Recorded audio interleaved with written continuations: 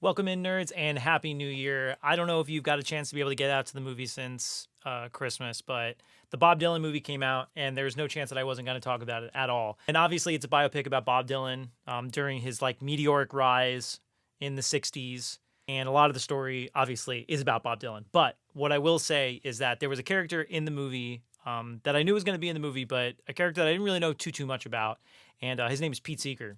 I'm not going to go into the whole entire backstory of Pete Seeger because there's plenty of YouTube shows that are about that. But what I will say is that I walked away from the Bob Dylan movie more in line with Pete Seeger than I was with Bob Dylan. And I think there's a fundamental part that separates the two different personalities that was Pete and Bob. And there's a speech that Pete Seeger gives towards the end of the movie, and I hope I'm not spoiling it for anybody who hasn't seen it.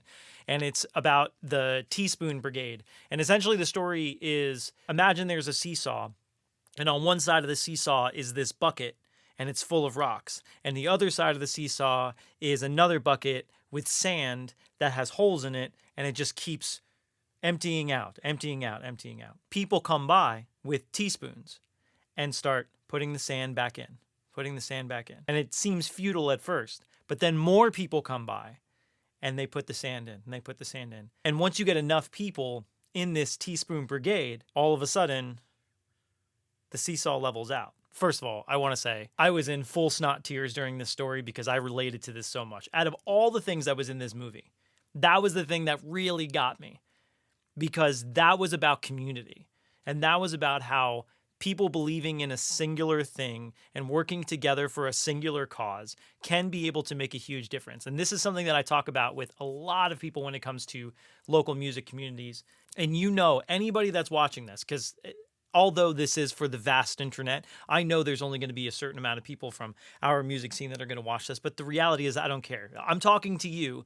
And instead of individually talking to you, I'm talking to you as a whole. Now, Pete Seeger is very, very passionate about folk music. And he's very passionate about what it stands for and how it helps people. And Bob is passionate about being passionate about what he's passionate about, if that makes any sense.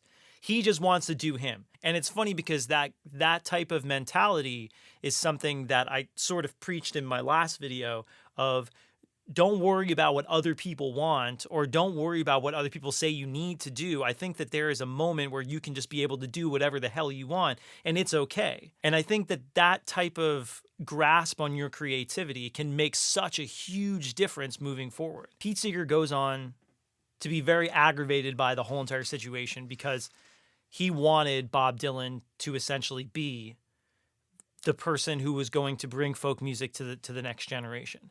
But the reality is that he was going to bring Bob Dylan to the next generation. Didn't make a difference who it was. And I related heavily to Bob Dylan's ideologies in the sense of that I just want to do cool shit. That's what I said in my last video. But I also very, very closely understand what Seeger was talking about with saying that it takes a village. That part of the movie was so impactful. Now, I don't know if he actually told that story. I've done absolutely no research whatsoever, but that doesn't make a difference to me because it's in the movie. That's a moment. I reacted to it emotionally. Try not to show that I was crying so bad, but I was. And it was just because it was beautiful, and the story is absolutely beautiful, and it's so true. But the Teaspoon Brigade story reminded me so much of what it actually takes in order to be able to build a beautiful, beautiful community that you can be able to do whatever you want, play whatever you want, and have people give you opinions and be excited for you, and you have this installed crowd, and it's an incredible thing. And there's so many incredible musicians that don't tap into their local music community, don't go to shows, don't help promote shows. Even if you're not on the show, help promote the show. It's a friend of yours. I'll be completely honest. I'm a very busy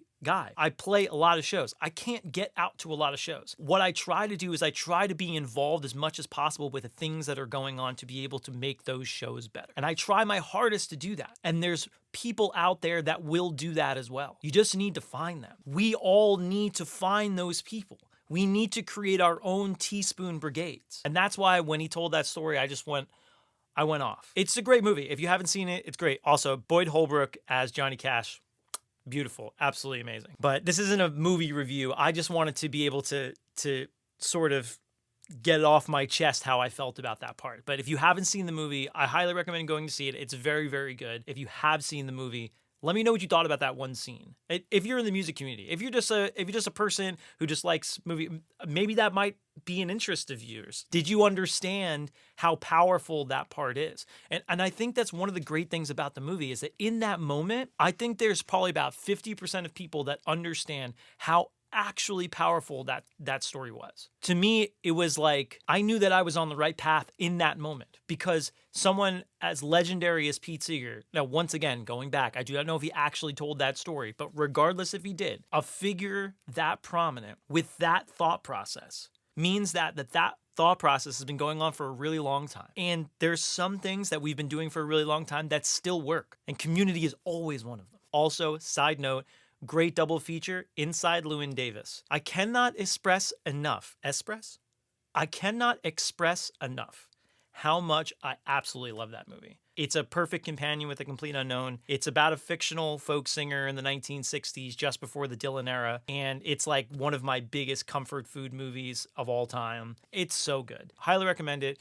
Go check that out too. A Complete Unknown and Inside Llewyn Davis by the Coen brothers. Please, please, please go watch that movie. Thank you. Like and subscribe, blah, blah, blah, all that kind of stuff. And I will see you guys next time. See you.